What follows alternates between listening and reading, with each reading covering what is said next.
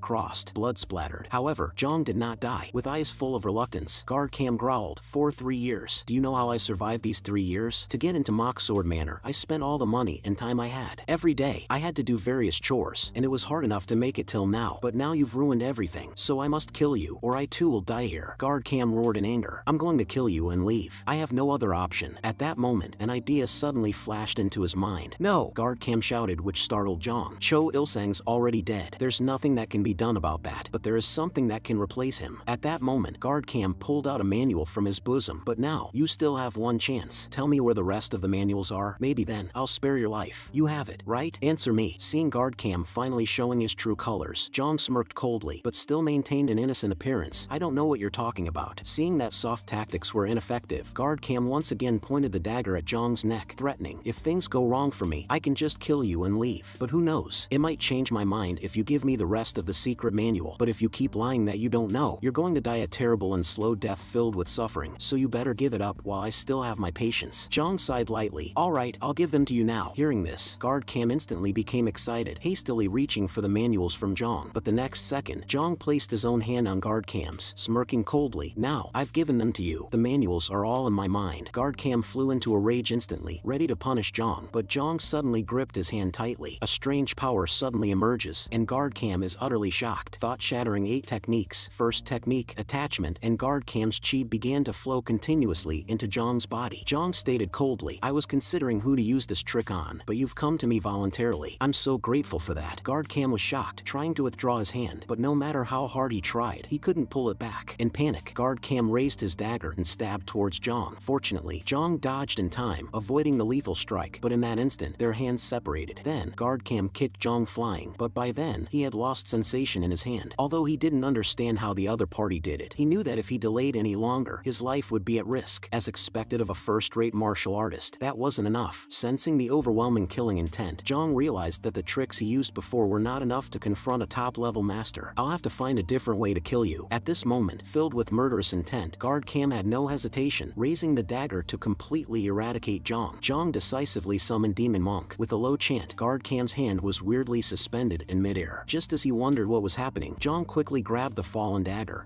What have you done this time?" Jong looked at him fiercely. "Well, another dirt little trick. I'll show you in more detail." At this time, Demon Monk is grabbing Guard Cam's arm fiercely, then pulling him immediately. Jong sneered, "I'll give this back to you. Both your inner energy and this dagger." Jong fiercely stabbed the dagger into Guard Cam's body. The intense pain made Guard Cam involuntarily grunt. "They were both yours." After all, the sudden turn of events made Guard Cam stagger back. "That was bad. The location he stabbed me in is dangerous. If I take this incorrectly, the bleeding is going to be fatal." At this moment, Guard Cam already regretted bringing such a calamity back, but he still had a trick up his sleeve. He sneered, "Third young master, you haven't forgotten about the poison pill, right?" Hearing this, Jong smirked. "Go on, let's negotiate. If we continue fighting, it's likely to end with both of us hurt. How about this? I give you the antidote and money. Isn't your goal to get out of here anyway?" Right now, Guard Cam thought that if he could just bow his head temporarily, he could always find another opportunity to eliminate Jong later. However, as soon as he finished speaking, he suddenly spat out blood and fell to his knees. Jong just stared at him blankly. Guard Cam was full of confusion, as the damage from just before was clearly not fatal. What was going on? Why am I so severely injured now? Guard Cam wondered in his heart. Suddenly, he had an epiphany. "This is poison." He then exclaimed in shock, "When did you poison me?" Jong replied indifferently, "Your dagger got my blood on it." "What are you talking about?" Guard Cam asked in confusion. Jong sneered, "My blood is extremely poisonous. I've eaten a lot of poisonous plants since I was young, so my blood turned poisonous." Hearing this, Guard Cam sweats profusely. "As for the poison pill you gave me, it doesn't affect me at all. I don't need the antidote." This revelation hit Guard Cam like a thunderclap, and he immediately felt the fear of death. Just moments ago, he had been so arrogant, but now his whole body shook uncontrollably. He didn't want to die and pleaded desperately, "Have mercy. Please have mercy. I'll swear my loyalty to you. I'll become your dog. I'll lick your feet if you wish. Just please spare my life." Yet Jong's expression remained cold. "I like your attitude." Jong then gives him a smile. "How nice is this? With that kind of attitude, we'll work great together." Hearing this, Guard Cam smiled, feeling relieved. But the next second, Jong gave him an ominous smile. "We would have if that was how you had acted from the beginning." As soon as he finished speaking, Jong forcefully drove the dagger deep into Guard Cam's chest. How could a dog that switches masters so easily ever be loyal? Zhang said coldly, showing no intention of mercy. Loyalty, my ass. Or do you disagree? Zhang twisted the dagger harder, which made Guard Cam scream from pain. You're better off dead. Gradually, Guard Cam lost consciousness amid endless regret and reluctance. Having done all this, Zhang stood up and stretched lazily. Although it had taken some effort, he felt quite fortunate to have dealt with this major problem so quickly. Then, his gaze turned to Go-chan, who was pretending to be dead nearby. Should I kill Go-chan too? And then he thought to himself, Guard Cam didn't know about the manual being burned, so this guy is quite tight-lipped. He's still useful to me too. Thinking this, he woke Go-chan. Get up quickly. I saw you moving around during the fight. Go-chan, exposed by Zhang, was slightly embarrassed and didn't know what to say. By the way, you know how to keep secrets. I'm liking you more and more, Zhang said with a smile. Shortly after, Zhang instructed Go-chan to dismiss everyone around while he stayed behind to deal with Guard Cam's body. He placed his hand on Guard Cam's body again, and just like before, a warm energy continuously flowed into Zhang's body. But this time, Zhang wasn't absorbing Guard Cam's chi. He wanted to confirm something else. As Guard Cam's chi was completely absorbed, a dense black energy surged up instantly. This was the death energy emitted after a person dies. Unlike chi, this cold chi did not dissipate after entering Zhang's core, making him feel as though he was back to his days as the Scythe Demon. This entire scene was witnessed by Blue Spirit. Now she finally understood why that demon monk obeyed Zhang. That's a monster. Zhang's demonic powers were likely about to break through. At the same time, inside the room of the second young master, Zhang Yangpiang, as Mok Yunpiang's chief guard, thought that Guard Cam would not dare to lie. However, the second young master did not think so. He believed that if Guard Cam were to lie, it would be a lie that could not be easily exposed, because he knew that people like Guard Cam, who were bullies yet fearful at heart, if treated too leniently at the beginning, would definitely become overbearing later. Thus, the second young master knew well how to handle such people, to make them clearly understand who the real master is. Therefore, until the truth was fully uncovered, the second young master decided to appear magnanimous. Only then would Guard Cam bow down before him submissively. Hearing this, deeply admired the second young master Mok Yunpiang's mastery of manipulating people. People with low loyalty like Guard Cam indeed needed to be tested. However, just then, the door burst open. There's a problem. Guard Han Seng suddenly came to report. Guard Cam attempted to kill the third young master, and the third young master claimed during the investigation in the outer hall that the person who instigated him was none other than young master Mok Yunpiang. Upon hearing this, everyone in the room was shocked. Regardless of why Guard Cam had suddenly acted this way, the mere accusation by the third young master was enough to infuriate Mok Yunpiang to the point of rage. He loudly demanded, where on earth did Guard Cam go? Yet, no one knew the whereabouts of Guard Cam, as if he had vanished into thin air. Mok Yunpiang felt something was seriously wrong and immediately grabbed a weapon, ready to confront the third young master himself. Seeing this, everyone quickly stepped forward to stop him. If you attack the third young master now, it would only confirm his accusations. Fuming, Mok Yunpiang shouted, am I supposed to just sit back and let that bastard mock me? Suddenly, Zhang Yangpiang thought of a solution. Perhaps we can contact that place. That statement made Mok Yunpiang stop in his tracks and then listen carefully. If what the third young master says is true, letting them handle it should be simpler than we expected. After all, the organization Guard Cam belongs to is reputed to be very confident in their assassination skills. According to their ironclad rules, failure is absolutely not allowed. Even those who leave the organization are no exception, so they will spare no effort to complete the task. I'll contact them later. Zhang Yangpiang refers to one of the three assassination organizations of the Central Plains known as the Flying Death School. After hearing Zhang Yangpiang's suggestion, Mok Yunpiang's anger gradually subsided and his attitude changed. The Flying Death School, you say? Good. At this moment, Zhang was practicing internal strength according to the methods described in the manual, but no matter how he tried, the true chi would mysteriously dissipate as soon as it reached near his core. Unable to detect what went wrong, he called over Go-chan and asked if he knew the reason. After hearing Zhang's dilemma, Go-chan's face showed a hint of embarrassment. The guy who didn't even know martial arts yesterday now wanted to feel true chi overnight? This guy must be insane. At this moment, he really wanted to scold Zhang, but remembering that he was still just a kid who didn't know any better, and that doing so would likely lead to his own punishment later, he resisted. Reluctantly, Go-chan offered, let me test it for you. I'll channel some true chi into your body to see what the problem is. As they sat cross-legged and began the exercise, true chi slowly gathered around Zhang. Go-chan was shocked. He really could manipulate true chi. Moreover, from the flow of the true chi, Zhang's acupoints appeared completely unblocked, a state not even a master of internal strength could easily achieve daily. Could this guy truly be a one-of-a-kind genius? As Go-chan's true chi moved further into Zhang's core, an eerily cold energy suddenly emerged, forcefully pushing Go-chan's hands away, and, as expected, Zhang's accumulated true chi dissipated. Seeing Go-chan's hesitant expression, Zhang encouraged him to speak openly and honestly. Go-chan said with a wry smile, actually, I'm not sure what that strange energy is, but from what we've seen, you really can't accumulate internal strength in your core. Disappointed, Zhang wondered if this was as far as he could go. go. Then, Go-chan added, think about it. The energy in your core doesn't seem to be generated by normal breath control. Rather, it feels completely opposite. Hearing this, an idea immediately pops into Zhang's mind. Seeing this, Go-chan immediately regretted it, quickly explaining it was just his guess and urged Zhang not to take it seriously. However, Zhang fell into thought. Maybe you're right. I should try circulating my chi in reverse. Hearing this, Go-chan was alarmed. Reversing breath control could easily lead to deviating from the path, and he quickly tried to dissuade him. But just then, a mist of blood trapped him firmly. Blue Spirit appeared like a specter, hushing him with a gesture, signaling Go-chan to stay quiet. For familiar, harming their contractor would backfire, but if the contractor died by his own actions, the spirit could be freed. She had long awaited this moment. Once you become a spirit, I will personally tear you to shreds. Meanwhile, elsewhere in the villa, Lady Sook was meeting someone. It was a Taoist master from Phoenix Pavilion. You may call me Shua. However, she was uneasy. How could they send only one person when even a formidable man like Shaman Myo was killed? And from the sound of it, a young woman? Furthermore, why was Shaman Myo's body brought back? Shaman Myo's body was brought back as a clue to track the killer. Shua slowly said, until I find the murderer of disciple Myo, I will not leave. Hearing the word disciple, Lady Sook is a bit shocked, thinking Shua is higher in status than Shaman Myo. But first, there's one thing I must make clear. The third son, he's going to die. Hearing this, Lady Sook was initially surprised. Truth be told, I didn't have the highest expectations of you. Then she smiled contentedly, but now I'm starting to like you. After receiving Lady Sook's confirmation, Shua formed hand seals and chanted a spell. The next second, Shaman Myo's corpse eerily opened its eyes and mouth wide. Simultaneously, Shua struck several more hand seals and plunged a peachwood dagger fiercely into Shaman Myo's corpse. As streams of eerie energy emerged, grotesque lumps bubbled up on Shaman Myo's body and soon transformed into tentacles that writhed out from his orifices, ultimately forming a giant hand that surged towards the direction of Zhang. At this moment, unaware of the looming danger, Zhang was in the room, but Blue Spirit sensed something amiss first. By the time she reacted, the giant hand had already grabbed towards Zhang's head. Fortunately, Demon Monk reacted first, intercepting the ghost hand, but as a mere yellow spirit, he could not withstand the ghost hand and was easily knocked away. Seeing this, Blue Spirit felt an ominous premonition. Meanwhile, Shua's spellcasting continued, the peachwood dagger wildly stabbing Shaman Myo's corpse, and with each thrust, Shaman Myo's agony was transmitted unabated to whoever touched the ghost hand. This scene, viewed by Lady Sook, thrilled her immensely. Yes, that's it. Let that little brat taste what pain is, she thought. At this time, Blue Spirit also took action. She exhaled a puff of smoke, gently raised her hand, and the blood on the ground instantly turned into countless blades, slicing all the ghost hands apart. Blue Spirit smiled coldly, curious to see who was so bold as to disrupt her plans. With a piercing gaze, Blue Spirit instantly recognized the spellcaster behind the scenes. How dare they try to mess with my prey? She then swung her hand, uttering the word annihilation, and a terrifying energy followed the ghost hand to strike Shua, blowing her away along with Shaman Myo's corpse. Lady Sook immediately ran to her. Master Shua, are you okay? Shua spat blood, her body sweating profusely from shock. She couldn't believe someone could use the ghost hand to cast spells in reverse. This opponent's level was far beyond that of a yellow spirit. She sighed and said to Lady Sook, my lady, it seems our deal needs to be renegotiated. Hearing Shua wanting to change the terms of the deal on the spot, everyone present was perplexed. Shua continued, as you've seen, if my life is to be the stake, then the compensation for this mission must be raised to 1,000 silver coins. Hearing this, Lady Sook frowned. Has that guy really become that dangerous? Typically, a ghost spirit of the yellow spirit level could pose a life threat to humans, but the one you speak of far exceeds this level. A slight mistake could be disastrous. However, rest assured, although most shaman cannot handle a spirit of that level, I am different. Hearing this, Lady Sook thinks carefully, then agrees to Sho's terms, which shocked her guard. However, Lady Sook looks at Sho with piercing eyes. You'd better have a sure method of eliminating Mok Jiangwon. Just as there are ranks among spirit, there are among Taoist masters, and my level is 2 ranks higher than Shaman Myo's. Shua straightened her posture and removed her cloak, revealing a graceful face. Lady Sook was stunned upon learning that Sho was a lot younger than she imagined. Furthermore, I am one of the only 3 Taoist masters in Phoenix Pavilion. Meanwhile, as Shua walked towards the door, an eerie shadow transformed on her body under the light. I assure you, the 3rd young master will definitely not be safe. Her voice echoed coldly through the air. The scene shifted to Blue Spirit, who was furiously upset over the recent events. If Zhang died during the circulation of Qi, he couldn't be ruled as a suicide, and thus, the opportunity Blue Spirit had long awaited would be wasted. Therefore, she had to protect Zhang at all costs to prevent any disturbances. However, the situation developed unexpectedly. At that moment, streaks of black Qi began to emanate from Zhang. Blue Spirit was horrified, barely believing a living person could absorb the Qi of death. Not a single day with him is ordinary, she thought to herself. Not only did he understand the principle behind attachment all by himself, he even immediately accomplished circulating his Qi when he had no clue about it. Despite despite her reluctance to admit it. Zhang's astonishing talent increasingly intrigued her. Zhang opened his eyes, observing the gathering black qi in his hands, and chuckled. As I suspected, this method prevents the qi from dispersing. It's just a pity that this black qi is still too sparse to condense into qi at the core. However, this statement left Blue Spirit utterly speechless. Mortal, are you truly a living human? Hearing this, Zhang was confused. What sort of perfectly alive human being is able to drag in the death qi? Blue Spirit pointed out in confusion. Just then, Zhang noticed the room had become a complete mess. At this moment, Demon Monk sat nearby, looking as if he had been through a battle, while Go-chan lay on the ground, sound asleep. Blue Spirit's face turned awkward, about to make an excuse, but Demon Monk sternly interjected and reported everything to Zhang. You backstabbing baldy, you were part of it just now too. Blue Spirit turned her head away haughtily. You little devil, I saved you from reverse murder, and not even a thank you. Zhang was about to ask what reverse murder is when suddenly, a bizarre scene unfolded. Blue Spirit frowned. You really do attract a lot of annoying things. Just then, Zhang notices something on the floor. Shadows began to pour into the room from the doorway. What sort of lunatic thought to control something like this as their familiar? Blue Spirit said in disgust. Zhang's first time seeing it, asked what it was. It turns out these are dakibis, native to Mount Yuya, the armor-clad insects. As shadows surged into the room, Zhang shockingly discovered that these shadows were comprised of a vast army of poisonous insects. The ones that reside in the mountain are referred to as chimi or mountain spirits, and the ones in the sea as morio or sea spirits. For a long time, the people have called these spirits, which cause disaster and trouble, Kaimamorio. Among them was a beast called the mountain-piercing shelled beast, which had the appearance of a bird but possesses the tail of a snake. It could summon insects to attack humans. It is a very dangerous and lethal being. At this moment, however, this formidable army of insects had become Shua's familiar. For Shua, Shaman Mio's life or death was of no concern to her. However, she was very annoyed to see a familiar face ruined by an evil spirit and killed like that. Thus, the third young master, Mok Jiangun, must die. With an order from Shua, the beast spread its wings and flew toward Zhang's room. At the same time, the insect army began their attack. Seeing this, Zhang is a bit nervous. Meanwhile, Go-chan still slept soundly on the bed until Zhang slapped his face to wake him. Just as he got up, he was shocked to see bugs swarming them. Whoa, what's all this? Just then, Go-chan felt intense pain in his hand. In just moments, his palms were bitten into swollen wounds by the poisonous insects. Zhang urgently instructed Go-chan to circulate his qi to protect himself, but he knew this was only a temporary delay. With so many poisonous insects, they would eventually be devoured if a solution was not found soon. At this time, Blue Spirit stood by. What will you do? You're gonna become insect food at this rate. Her detached attitude mildly infuriating Zhang. Blue Spirit, can you help us? But Blue Spirit still appeared indifferent after hearing this. Are you referring to me? Why? What reason do I have to help you? She deliberately responded coldly. You're supposed to be my familiar spirit. Are you gonna keep being uncooperative? Blue Spirit smirked. I'll consider it if you'll give me your body. Hearing this, Zhang turned his head back. Never mind. We'll all just die together then. Out of options, Zhang continued to fight off the insects with a pillow. As the situation became increasingly desperate, Blue Spirit finally spoke up slowly. How about we make a bet? Hearing this, Zhang pauses. If you're truly on the brink of death, it means you've lost, and at that time, you'll have to willingly offer your soul. Conversely, if you can resolve this crisis on your own, I'll support you wholeheartedly in the future. Hearing this, Zhang instantly revealed a smile that suggested his plan had worked. Deal. I hope you keep your word, Zhang said solemnly. Hearing Zhang speak nonchalantly, Blue Spirit is shocked. Young master, there are even more bugs now. What should we do? Go-chan shouted in panic. Go-chan, help me find something to burn. We're going to start a fire in this place. Go-chan was shocked. Starting a fire here was akin to digging their own graves. What on earth was Zhang thinking? But with no other option, Go-chan looked toward a nearby lantern. However, the swarm had already heavily surrounded them, making it difficult to reach the lantern. Just then, Zhang lightly lifted his hand, smoothly executing the ritual of attachment, and a pulling force immediately drew the lantern into his grasp. Go-chan was frightened, but there was no time for explanations. Zhang quickly lit a strip of cloth. He intended to use this method to uncover the mastermind behind the scenes. In fact, from the beginning, Zhang had seen through everything. Such a multitude of poisonous insects must have someone casting spells from behind. Normally, ordinary people would not have access to a priest, but Lady Suk was an exception. That is to say, there must be a master of spells beside her, and Zhang's purpose in making a large fire was precisely to draw out the mastermind. However, just as the cloth was ignited, suddenly a black fog appeared and instantly extinguished the flame. At the same time, footsteps could be heard from outside. How foolish to think such trivial tricks could deceive me. The voice of Shua came coldly as she nonchalantly walked through the swarm of insects, her right eye emitting a white light, a natural ability of hers that allowed her to see another world made of qi. Whatever you may be doing beyond the walls, you cannot hide from me, Shua stated coldly as she focused her eyes on the wall. At this moment, in Shua's eyes, Zhang was enveloped in a red qi, and he was also connected by two red lines. I finally found you. Then, with a loud bang, the entire wall Shual was blown away by a palm strike from Shua. Seeing the mastermind finally appear, Zhang gave a cold smile. Nice to meet you. The next second, Demon Monk's figure stealthily appeared above Shua's head. However, Shua remained unfazed, simply uttering a word and an enormous hand materialized out of thin air, immediately pressing Demon Monk to the ground. No matter what you do, it's futile. Seeing the situation growing dire, Go-chan pulled out a dart, hoping to sneak attack, but Shua was prepared. She threw a thunder talisman, and the dart in Go-chan's hand was blasted away before he could even throw it. Zhang caught the falling dart, ready to counterattack, but Shua's familiar wings flapped violently, sending a tornado of insects furiously towards Zhang. Untrained in martial arts, Zhang was immediately swept away by the swarm. Yet, Shua had no intention of stopping. Countless poisonous insects, like a tornado, tightly wrapped around Zhang. At this moment, Demon Monk was pinned down by tentacles and couldn't move, the situation easily controlled by Shua. She thought she might have misjudged. Perhaps the opponent's spirit was not at the level of a green spirit. She gently stroked her familiar chin, complimenting its fine work. Let's go now. The swarm of bugs will eat him up if we just leave him be. But just when she thought everything was under control, she suddenly stopped, feeling a strange black chi rose from Zhang's body. Shua turned back and was stunned. At the same time, Zhang, like a ghostly figure, stood up again without hesitation. He quickly slashed across his own body with the sword in his hand, and blood immediately spurted out. Shua is utterly shocked by the situation. The surrounding poisonous insects, upon contact with the blood, fell like meteors to the ground. Even so, Zhang did not stop. He raised his sword again, piercing his own palm, and blood dripped all over his body. Seeing this scene, even the battle-hardened Shua showed a look of terror, unable to believe what she was seeing. In a moment of distraction, Zhang charged furiously at her. My blood is a deadly poison, so it's a great way to exterminate bugs too, Zhang said coldly. With that, Zhang's sword fiercely stabbed toward Shua's body. Fortunately, Shua reacted in time, narrowly avoiding the strike. She then commanded the mountain-piercing shelled beast to attack. The beast faces head-on with Zhang. This time, Shua realized that the insects could no longer harm Zhang, so she needed to buy more time. Immediately, Shua began forming seals with her fingers, chanting a spell spirit commanding method. An energy began to gather in her palms. However, Zhang clearly wasn't going to give her a chance to complete her spell. Thought-shattering 8 techniques. First technique, Ritual of Attachment. A terrifying suction force erupted from Zhang's palm, pulling Shua's familiar towards him, leaving her no chance to resist. It was sucked right next to Zhang's hand. Seeing this, Shua was shocked, though she didn't know how Zhang had managed it. Finally, it's quiet, Zhang said while fiercely grabbing Shua's familiar by its neck. She stopped her spell casting and lunged at Zhang, preparing for a final counterattack. But it was too late. Zhang exerted a little pressure with his palm, and Shua immediately felt excruciating pain. What shocked her even more was that Zhang in front of her was unabashedly absorbing the death chi she controlled. This scene was beyond her comprehension. Even the most senior elders of the Phoenix Pavilion had never seen a living person who could absorb death chi and survive. Yet, Zhang not only succeeded in absorbing it, but also turned it into his own power. Zhang had originally only intended to capture the bird controlling the poisonous insects, but to his surprise, the bird gave him an unexpected gift. Its vast death chi far exceeded his expectations, even more than what he had gained from personally killing a lot of people. If he could absorb all this death chi, he was confident that he could successfully condense chi within his core. Shua seemed to realize Zhang's intentions, her hands trembling as she begged him to stop. If you keep doing that, it will die. However, Zhang just showed a devilish smile, with no intention of stopping at all. Meanwhile, somewhere in Blessing Flower Hall, Lady Sook's residence, Lady Sook anxiously awaited news from Shua. Although she was confident in this commission, after disposing of the third young master, she had to ensure to get her hands on the secret manual. If not, she will make sure that these secrets did not fall into others' hands. Just then, Shua finally appeared in the distance. The lady almost laughed out loud, thinking she had succeeded. Imagining her son soon taking the position of the manor master, her heart was already overjoyed, even starting to envision a future where she was above 10,000 people. However, at that moment, Shua suddenly stopped, and before the crowd could react, she shouted, "Great First Madam, we, the Phoenix Pavilion, can no longer accept the order to kill Mok Jiangwon." With that statement, the entire place erupted into chaos. With a buzz, Lady Sook's mind went blank. Cunning bastard, he's the devil himself, to make me do something like this, Shua thought while gritting her teeth. Just now, Zhang had used Shua's familiar life as leverage to force her to expose Lady Sook publicly, because he knew that even if Shua was defeated now, the Phoenix Pavilion would continue to send people. Thus, he decided to use this method to turn Lady Sook and the Phoenix Pavilion into enemies. Shua understood that this action was akin to betraying the Phoenix Pavilion, but she had no choice. She continued to shout, "Lady Sook, you claim that young Master Mok Jiangwon was possessed by a demon and ordered us to exorcise the evil and take his life. However, upon my confirmation, young Master Mok Jiangwon has not been possessed by anything. Therefore, please retract your commission to the Phoenix Pavilion." Instantly, Shua's voice spread throughout the entire villa, turning the once quiet Blessing Flower Hall into a scene of uproar. Hearing that Lady Sook wanted Mok Jaewoon's life, many people lit lamps and got up to check, and there were even calls to capture this sinister and vicious lady. At the same time, guards from the outer hall rushed over at the sound. At this moment, Lady Sook was sweating profusely and utterly panicked. When Shua returned to Jong's room, the entire villa was already in chaos. She looked up the window, and Jong, still holding Shua's familiar by the neck, merely smirked. "Is everything taken care of? Just as you wished. The lady has been captured as a criminal, and the Phoenix Pavilion has become hostile to her." Shua said this, gritting her teeth with irritation. To fulfill Jong's demands, she had completely betrayed the Phoenix Pavilion, and her life might be hunted by them from now on. She reached out to Jong. "Give me back my familiar spirit as promised," but he just smirked ghostly and said, "Before that, I have some questions to ask you." Moments later, inside the room, Shua looked puzzled. "You want to know about spirit and goblins?" "Yes, including Demon Monk by my side, and those who can control them, especially you from the Phoenix Pavilion," Jong answered. However, upon hearing Jong's question, Shua didn't know how to respond. Although she confirmed that Jong wasn't possessed by an evil spirit, she still couldn't understand how he managed to turn an evil spirit into a familiar, and on top of that, she could see another one. Seeing that Shua didn't respond, Jong slightly increased the pressure on his hand. Frightened, Shua hurriedly began to speak. "There are 6 levels to the Kaimamoryo: ominous beasts, strange beasts, mythical beasts, demonic beasts, sacred beasts, and divine beasts. Even the lowest level, the ominous beast, can bring significant disaster to humans, and as their level increases, they become even more dangerous. As for the Phoenix Pavilion, only 3 people can control such beasts as their familiar spirits. One of them is Go, who has long aided the Hall Master. He handles the strange beast of Luwu Mountain known as Gudiao. Although I don't know its abilities, it's said that its mere presence is a major disaster. The second one is the Master of the Phoenix Pavilion. Although no one knows what monster he controls, but its level is certainly very high." Jong curiously asked, "Could he be controlling a sacred beast or a divine beast?" Shua denied his speculation. "No, those only exist in legends, let alone becoming a human familiar. Therefore, it's most likely that the Pavilion Master's familiar is either a mythical beast or a demonic beast." Having said that, Shua pulled out a copy of the Classic of Mountains and Seas from her pocket. "The details about these monsters are all recorded in this book. If there's anything unclear, you can look it up carefully." Jong took the book, flipping through it casually as if finding a treasure. Even these lowest level monsters contain such immense energy. He began to look forward to encountering higher level monsters. Then, he casually threw the familiar spirit back to Shua. Watching her critically injured familiar in her arms, Shua trembled with anger, but still had to forcibly thank him. Even Go-chan thought Jong was being a bit excessive. Moments later, watching Shua's indignant departure, Jong felt great joy in his heart. Now, the Lady Sook could no longer pose a threat to him, and he had absorbed huge amounts of energy from Shua's familiar, enough to form inner power in his core. This meant that no one could stop him from learning martial arts anymore. But at that moment, Go-chan asked in confusion, "Are you really just going to let her go? Now that you two have such a deep grudge, she will surely not let you go in the future." To this, Jong was unconcerned. "Since I promised to let her go, I will keep my word. Moreover, she won't be able to pose a threat to me anymore." Hearing this, Go-chan is confused. Just then, Jong smiled as if talking to someone. "Now, it's time for you to fulfill your part of the promise." Not long after, outside the Blessing Flower Hall, holding the dying familiar in her arms, she vowed that one day she would return for revenge. However, the next second, a tremendous force hit her, causing her to stagger backward, followed by instinctive trembling as she felt an impending death, the horror and evil too great. At the same time, her right eye began bleeding, and a pair of hands quietly appeared behind her head. A second later, her right eye burst open, and the crimson moonlight enveloped everything around. Just then, Blue Spirit appeared like a specter before Shua, coldly smiling, even without eyes. "You still look so lovely." At that moment, Shua was numb all over from the eerie aura. Simultaneously, a strange scene occurred. The blood from the corner of her eye didn't drip down, but gathered and surged crazily into her mouth. Back in the outer hall of Blessing Flower Hall, the First Lady was desperately defending herself. "How could I possibly harm the third young master? It must be him and that priestess conspiring against me." But her words were soon interrupted. She immediately stopped speaking. This person was Sang Woongbeek, the outer hall master. Unlike the chief of the inner hall, Sang Woongbeek was utterly loyal to the manor master, thus being the most influential figure among the household servants, unreachable by the First Lady. Sang Woongbeek interrogated the Great Lady. "I heard there was a conflict between you and the third young master. What exactly happened?" Lady Sook claimed, "Because he disobeyed orders." But these words, merely questioned in passing. How could Sang Woongbeek possibly believe them? "Isn't it because you plan to kill the manor master?" Sang Woongbeek asked coldly. The lady was shocked. She intended to explain something, but upon seeing Sang Woongbeek's grim expression, she quieted down immediately. Sang Woongbeek continued, "I will not ignore the attempt on the third young master's life, so I hope you will cooperate fully. However, you needn't worry. Everyone will undergo a fair investigation. We will look very thoroughly into you and the second son son, as well as the third son. After the lady left, Sang Wongbik fell into deep thought. He couldn't understand why. Even though the third young master neither had martial arts skills nor powerful marriage alliances, both the second young master and the lady saw him as a thorn in their side. Could it be that this guy has some unspeakable secret? Sang Wongbik mused to himself. Now thinking back to the time when Mok Jaehyung was being interrogated in the outer hall, he indeed seemed different than usual. At first, Sang Wongbik thought he was just scared, hence the temporary strange behavior, but up to now, Mok Jaehyung's actions gave him an odd feeling. It seems this third young master requires my personal attention, he thought to himself. After Blue Spirit dealt with Shua, she slipped back into the room through the walls silently. Demon Monk quickly greeted her with a respectful fist salute. Seeing Mok Jaehyung focusing on his breathing and energy, she was again surprised. Unexpectedly, this guy could not only control ghost spirits but also absorb death energy from them. From the current situation, it seemed he was about to condense the absorbed death energy into his energy core, known to be denser than the death energy emitted by the deceased. Not just humans but even ghost spirits would suffer backlash if they absorbed it. Yet Zhang seemed perfectly fine. Blue Spirit pouted, brought her face close to Zhang's, and carefully examined his features. His fair and tender appearance completely met the standards of a handsome young man, and for a moment, Blue Spirit found herself quite entranced. Just then, Zhang suddenly opened his eyes. "What are you doing?" This startled Blue Spirit, but she quickly recovered. If she now admitted she was admiring his handsome features, it would be quite embarrassing. So, she immediately backed off and turned her head away, starting to divert the topic. Zhang looked at Blue Spirit, seemingly realizing something. When Blue Spirit looked back, Zhang suddenly burst into laughter. Seeing his expression, Blue Spirit unexpectedly blushed. She arched an eyebrow and quickly told Zhang to stop talking nonsense and continue focusing on his breathing and energy cultivation. At this moment, Blue Spirit also felt regret for making that bet with such a young kid. It was all because of that damn girl's incompetence. Just then, Zhang slowly spoke, indicating he needed Blue Spirit's help to confirm whether he had successfully condensed the energy core. Blue Spirit smirked and noncommittally responded, expecting to condense an energy core within a single day. Before she could finish, Zhang interrupted, "Is that even possible? Then what's this little bump below my navel?" Hearing this, Blue Spirit's eyebrows furrowed, and she looked at Mok Jaehyung incredulously. She was utterly shocked. Such rapid success was hard for Blue Spirit to accept. "It looks like I need to check it myself." With that, Blue Spirit reached out towards Zhang's core. However, when her palm touched his body, a tremendous force repelled her hand away. This was the first time Blue Spirit had encountered such a situation. Curious, she quickly called Demon Monk to try as well. But no matter how hard they tried, their hands couldn't touch Zhang's body. "Is it because I'm a familiar spirit now?" Blue Spirit thought to himself. Then, Blue Spirit turned her gaze to Go-chan, who was soundly asleep beside them. She reached into his belly without obstruction. Go-chan immediately woke up in pain and then fainted from the shock. "He's being so dramatic," Blue Spirit muttered to herself. It turns out, Blue Spirit forgot that from the moment inner power begins to condense in the core, the body becomes extremely sensitive, and even a slight touch can cause intense pain. However, she didn't care whether Go-chan would faint or not. "Anyway, it doesn't seem like a problem on my end." Zhang asked again, "Isn't there any other way to confirm?" Blue Spirit thought for a moment. "There is another method," but before she could finish, they heard a knock at the door. Sang Wongbik, the hall master of the outer hall, had come for a late-night visit. Zhang, also curious, prepared to greet this unexpected visitor. Having met Sang Wongbik once during the interrogation in the outer hall, Zhang remembered him well. As a servant who had served 2 generations of manor masters, his beliefs are very firm, and the elders trust him. Because of that, even Lady Su can't do anything to him. Zhang knew well the influence Sang Wongbik had in Mok Sword Manor. At this moment, seeing Mok Jaehyung sitting on the bed, Sang Wongbik's expression seemed a bit gloomy, but the next second, he suddenly knelt down, bowing his head. "It's all due to my negligence that the third young master was attacked." Zhang shook his hand after hearing this, indicating, "It's not your fault. I don't mind, so you don't need to blame yourself. I'm completely fine." Sang Wongbik, looking at Mok Jaehyung like this, flashed a strange look in his eyes. He pretended to check Zhang's injuries, but he stopped midway when he raised his hand. Although Zhang found it odd, he was quickly distracted by Sang Wongbik's next move. Sang Wongbik smiled and patted Zhang's shoulder, saying, "I truly appreciate that the third young master can think this way." Then, Sang Wongbik looked around cautiously and asked Zhang, "The dagger I sent you last time, I don't see it. Since the manor master has been ill, I've given each young master a weapon for self-defense. Did you lose it?" Realizing his mistake, Mok Jaehyung quickly found an excuse, saying, "I put it in the drawer of the closet." Hearing this, Sang Wongbik burst into laughter. "I would have been sad had you lost it." But Zhang's face suddenly changed. Then he said, "But I don't remember ever receiving a dagger." As soon as the words left his mouth, Sang Wongbik's expression darkened instantly. "That's because I never sent you guys that thing." With that, he suddenly punched towards Zhang. Fortunately, Zhang reacted in time, dodging the blow with a swift movement. However, in the next second, Sang Wongbik struck out with lightning speed, pointing several fingers while loudly demanding, "Who exactly are you? You made 2 mistakes." Sang Sang Wongbik explained. Firstly, the third young master gets very arrogant when someone submits to him. Secondly, since he is often bullied by the fourth young master, he instinctively dodges whenever someone reaches out to him. But just now, your expression was completely calm, and you showed no fear at all. Now that I have locked all your acupoints, you won't be able to move. You might as well confess. Where is the real third young master? However, after hearing Sang Wongbik's words, Zhang gave a mysterious smile. The next second, his body, which should have been immobilized, suddenly moved. Sang Wongbik was shocked, not understanding how Zhang managed it, but by then it was too late. Just as he heard the word blue spirit from Zhang's mouth, an unusual palm pierced through Sang Wongbik's body. In an instant, Sang Wongbik felt a strange power gripping his heart tightly, frightening him into immobility. Seeing this, Zhang praised Blue Spirit. You're just as skilled as I expected. Blue Spirit slowly understood the situation. Since life chi and death chi are on the opposite ends of the spectrum, the innate energy he uses to pin your meridian would naturally scatter. With this, she confirmed that Zhang definitely formed an energy core. Realizing this, she can't help but be amazed. A body resistant to acupuncture without needing an immense amount of chi. How interesting. Zhang did manage to create an energy core, but someone caught his identity, so he can't stay any longer. Thinking this, Zhang had a new idea, and he lightly uttered the word demon monk. Possess him. Hearing this, Blue Spirit smirked. You're basically a demon yourself. At that moment, Sang Wongbik could no longer keep calm. Although he did not know who Zhang was talking to, he felt a deathly fear from hell, as his body was already tightly bound by numerous tendrils. Zhang's showdown with Sang Wongbik, the outer hall master, finally came to an end at the appearance of the demon monk. From then on, there was one less person in Mock Sword Manor who could threaten Zhang, which delighted him greatly. The next morning, Go-chan woke up from a coma and was immediately summoned to Zhang's room. On the way to the room, Go-chan saw the guards of the outer hall standing solemnly and a lot more polite. At Zhang's door, a guard greeted him. Welcome. The young master is waiting. This situation made him very curious. Just what is going on? Before Go-chan could recover from his confusion, the moment he pushed open the door, he was stunned by the scene before him. Sang Wongbik, the outer hall master, was respectfully standing in front of Zhang. You're excused, outer hall master. Yes, I'll be going, Sang Wongbik said with a bow, and when he left, he even nodded respectfully at Go-chan. Go-chan couldn't believe what he was seeing and didn't understand what had changed in the world after last night. At that moment, Zhang finally spoke, casually inviting Go-chan to join him for breakfast, which scared Go-chan quite a bit, as Zhang seemed so unperturbed at the moment. Just as Go-chan was about to ask what had happened, Zhang spoke first. Can you teach me the basic techniques of Mock Sword Manor's martial arts? Hearing this, Go-chan was so startled that the food he was about to eat fell from his chopsticks. Zhang had begun trying to practice martial arts based on the descriptions in the secret manual of Mock Sword Manor. However, he found that no matter how he practiced, he couldn't perform the movements coherently. Later, he learned from Blue Spirit that these actions were mainly to lay a foundation for practitioners. The so-called martial arts secrets were based on extending and evolving these basic movements to a higher level. This meant that without understanding the basic techniques, no matter how much he practiced, he wouldn't grasp their significance. For someone like Zhang, who knew nothing about martial arts, mastering the sword techniques of Mock Sword Manor required first learning the Mock Sword Manor basic techniques. However, after hearing Zhang's words, Go-chan stood up excitedly. Does that mean you also want to become the master of Mock Sword Manor? Obviously, he had misunderstood Zhang's intention. I just thought it'd be useful. Upon hearing this, Go-chan finally realized, but he still declined Zhang's request, because the basic techniques of Mock Sword Manor, I've only ever glimpsed them from a distance, so I don't know what they are really like. For a renowned family like Mock Sword Manor, even the basic techniques are only allowed to be practiced by family members. Zhang looked at him directly. Then the people who know these techniques are the Manor Master and the other young masters. Upon hearing this, Zhang put his chopsticks on the bowl and stroked his chin thoughtfully. He had thought that the warriors of Mock Sword Manor would all know the basic techniques, but he didn't expect such a result. But how could the other young masters possibly teach him the basic techniques? And if anything went wrong in the process, his identity might also be exposed. If that's the case, then there's nothing I can do, he said, and decisively got up, asking Go-chan to follow him. When Go-chan learned that Zhang was planning to find someone who could teach him the basic techniques, he quickly tried to intervene, but no matter what he said, Zhang still walked out without looking back. Following Zhang to the destination, Go-chan was once again shocked by Zhang's bold decision, because the person Zhang was seeking was Mok Yu-chun, the fourth young master, who had beaten him half to death 2 years ago. Zhang went to the training ground to ask Mok Yu-chun, and they saw him training as usual. Zhang was about to approach Mok Yu-chun. Seeing Mok Yu-chun's muscular physique, Go-chan was so frightened he could hardly speak. I told you there was an incident. Zhang remembers what Go-chan said the other day, but that doesn't stop him from going. The scene of Mok Jaewoon being beaten is still vivid in my mind. Go-chan couldn't help but say. The third young master's legs and ribs were broken in multiple places. He was sobbing and crying. It was a whole mess. The fourth young master's resentment towards the third young master has reached an irreconcilable point, and most importantly, importantly, despite being only 16 years old, his martial arts skills have reached a peak. Blue Spirit also spoke up. I too have sensed the extraordinary power in the fourth young master. There aren't many with an aura like this at this age. It's not an exaggeration to call him a once-in-a-generation genius. If I were still alive, I would definitely take him as my disciple. After speaking, Blue Spirit urged Zhang to be cautious, as she could not exert her full strength during the day. To this, Zhang just smirked devilishly and casually walked towards the fourth young master. On the other side, Mok Yuchun suddenly saw Mok Jiangwon appear before him, first startled, then his expression darkened. Zhang greeted him, but he just turned his head. If you don't want to be beaten again, you'd better scram. But before he could finish speaking, Mok Yuchun's expression turned to shock. Zhang pulled out the Mok Sword Manor's supreme secret manual from his bosom and asked with a smile, "Do you want this?" He then tossed it unhesitatingly to Mok Yuchun, who caught it swiftly. Seeing this, Mok Yuchun's eyes widened, initially skeptical of the authenticity of the manual, but after taking it and examining it closely, he was astonished to find that it indeed contained many profound principles. It truly was Mok Sword Manor's Heart Method manual. But soon, Mok Yuchun noticed that several pages were missing from the manual. Mok Yuchun asked Zhang where are the ripped pages, and Zhang nodded slowly. They have all been memorized in my mind. At this point, Mok Yuchun had no idea what Zhang was planning. He knew the Manor Master would never pass the manual to Mok Jiangwon, so he asked again, "How did you get it?" Zhang did not respond, his expression unchanged. However, this infuriated Mok Yuchun, who shouted, "If you came here to boast that the position of Manor Master is yours, then get lost before I beat you up again." After speaking, he angrily threw the manual at Zhang, but Zhang simply picked it up nonchalantly and said, "It seems you've misunderstood something. I'm just here to negotiate with you. I'm not interested in the position of Manor Master." Hearing this, Mok Yuchun laughed. He punched Zhang in the face without hesitation, not believing a word and thinking that Zhang was clearly plotting something. With a bang, the tremendous force sent Zhang flying backward. "If you've forgotten what happened 2 years ago, I don't mind helping you recall, so you can never try anything with me ever again." Blood streaming from Zhang's nose. Yet at that moment, Zhang laughed. "Indeed different. Besides that guy with the black sword, you are the first to hit me so hard." This was his first time experiencing such a stark disparity between masters. He finally understood why Go-chan called Mok Yuchun a monster. Facing such an opponent, Zhang was very clear that this was not someone he could defeat just by luck. However, this made him even more eager. If he learned martial arts, could he also become so powerful? He wiped the blood from his mouth and smiled slightly. "Your fist is indeed very hard." Seeing Mok Jiangwon stand up again, still scoffing at himself, Mok Yuchun's face was full of surprise. He issued another warning to Zhang, "If you want to taste more punches, I don't mind giving you a refresher." But then Zhang laughed and said, "I know you still have your doubts." "No, this is not doubt, but certainty, because I will not believe a single word you say." Mok Yuchun clenched his fists, realizing that since things had come to this, he should teach this guy a harsh lesson, just like he had done 2 years ago. However, just as he was about to throw a punch, Zhang smiled and said, "Then there's no helping it. I'll just have to pass the secret manual to the lady or our second brother." Hearing this, Mok Yuchun's face changed dramatically, and he shouted angrily, "How dare you threaten me?" Yet Zhang remained unmoved. "Believing it or not is your choice, but if you choose so, after I give them the manual, I will still get what I want, but you might not." Mok Yuchun was stunned by this remark, for he fully understood its implications. At this moment, Mok Yuchun looked at the fearless gaze of Zhang, and his body involuntarily trembled. "Who are you? Are you really Mok Jiangwon?" Mok Yuchun questioned. Hearing this, Go-chan behind him was shocked, secretly thinking, could it be that Zhang's identity had been exposed? However, Zhang's expression remained unchanged, and he smiled slightly, looking straight at Mok Yuchun. "Who else would I be? You speak as if you know me well." Mok Yuchun's gaze faltered. "Of course, I know you. You're the one I beat up like a dog 2 years ago, a coward who would even run away from looking at me because of fear." Zhang responded calmly, "You're right about that, but besides that incident and the fact that we are half-brothers, what else do you know about me, including what I like, what I dislike, and even why I am willing to give up the position of master? You know nothing about me." Hearing this, Mok Yuchun was taken aback. The huge change in this brother over the past 2 years surprised him. Despite Zhang's justified stance, he still shouted loudly, "Why do you question me? You people despise me for my lowly background, alienate me, ignore me. No one has ever acknowledged me. Why are you seeking me out now instead of dealing with those who think they are nobler?" Zhang answered nonchalantly, "Because you are the best among them." Instantly, Mok Yuchun fell silent. He stared incredulously into Zhang's eyes. Suffering from his lowly origins, he had endured torment from a young age, spending his childhood in loneliness. Yet today, he heard someone acknowledge him, and it was the person he least expected. Did this mean he needed to change as well? Mok Yuchun let down his guard and said bluntly, "Very well, then tell me what you want." Hearing this, Zhang is very pleased. Moments later, on the way back to his room, Go-chan looked up to Zhang with utmost admiration. It must be said, in terms of strategy, Zhang did an exceptionally good job. He had been worried that his request to Mok Yuchun to learn basic techniques would arouse suspicion, but Zhang had managed to get his agreement so naturally. Just now, Zhang had made 3 demands to Mok Yuchun. Chan. First and foremost, the most important thing, if you become the master in the future, you absolutely must not lay a hand on me. As for the second thing, you must provide me with sufficient financial support. Mak Yuchan's expression was serious as he promised Zhang that as long as Zhang didn't provoke him first, he would not lay a hand on him. After receiving a positive response, Zhang casually made his final request, which was for Mak Yuchan to teach him the basic martial arts techniques of Mak sword manner. As expected, when Mak Yuchan heard this request, he agreed without any hesitation and even mocked Zhang for forgetting something so simple. This, of course, was Zhang's plan. From the moment they first met, Zhang had been subtly directing Mak Yuchan's attention to the first two demands. After gaining Mak Yuchan's trust, the request to learn the basic techniques seemed trivial. Mak Yuchan didn't doubt him one bit and just laughed at him for forgetting the basics and agrees to teach him. So, Mak Yuchan revealed the secret formulas of the basic techniques to Zhang, and Zhang thought the missing pages of the manual to Mak Yuchan. Reflecting on everything that had just happened, Chan once again looked at Zhang with admiration. However, what made him feel regretful was how easily Mak Yuchan obtained the manual. However, Zhang didn't care because he had altered the contents of the manual, changing one word in every 13 or 14 characters. At first, he worried it might be discovered, but to his surprise, the process went smoothly. Upon hearing this, Chan broke into a cold sweat. No wonder Zhang had been so open about revealing the manual's contents to Mak Yuchan. Wasn't he afraid that Mak Yuchan would practice the wrong techniques and mess up his vital energy, leading to a dangerous outcome? Zhang coldly replied, "What about it?" At that moment, Chan felt a chill run down his spine. This guy didn't care at all whether Mak Yuchan would be harmed. He was truly a devil. Before the previous storm had even subsided, another one had begun. Due to the betrayal of Shua, the relationship between the Phoenix Pavilion and the Suk clan had completely broken down. In order to uncover the truth, the pavilion master ordered that Shua must be found. However, even with all the disciples of the pavilion searching, there was still no trace of him. Eventually, in order to salvage the reputation of the organization, the eldest elder had to personally take action. At this moment, in a secluded forest, as the talisman in the hands of Master Gu burned out completely, he looked at the crimson stain on the ground and fell into deep thought. As one of the three most powerful spellcasters of the Phoenix Pavilion, what kind of force could have been strong enough to kill her so ruthlessly? Thinking of this, he immediately began forming hand seals, muttering a few incantations. In an instant, the surrounding winds began to howl. The next moment, a red light flashed in Master Gu's eyes, and everything Shua had experienced before her death seemed to play like a revolving lantern in front of his eyes. But before he could fully process the information, a chilling coldness descended upon him. At this moment, he felt the bone-deep fear Shua had felt before her death, as if his body had fallen into an endless inferno. Instantly, he snapped back to reality, frozen in place, unable to regain his senses for a long time. After a while, he sighed deeply. "I didn't expect this thing could already reach into the spiritual realm. I had underestimated the situation before." Then, he looked up at the sky and murmured, "It seems we need to prepare again." At the same time, a shadow in the shape of an eagle flapped its wings in response. The scene shifted, and at Mak sword manor, Zhang began practicing the basic martial arts formulas provided by Mak Yuchan. Every movement he made was seamless, flowing without any hesitation, completely unlike a beginner learning martial arts for the first time. Even Blue Spirit, who was nearby, stared blankly, completely mesmerized. Normally, when an ordinary person begins learning martial arts, they start with basic movements, practicing them over many years, linking each movement together to eventually form a full set of martial arts techniques. However, Zhang directly skipped this most important step. Thanks to his incredible memory and comprehension ability, he didn't need to practice each movement separately. For him, all that was left was to continuously train his muscles. Seeing Zhang's astonishing martial arts talent, Blue Spirit felt deeply frustrated. She had originally thought Zhang would rely on her for guidance, not that I was going to. Of course. Well, if he begged, maybe I could. This sense of defeat made her feel quite uncomfortable. Zhang, noticing this, was curious about what she was thinking. Just then, Chan appeared. Zhang smiled. "You're just in time. I need you to help me with something." Hearing this, Chan looked completely confused. Not long after,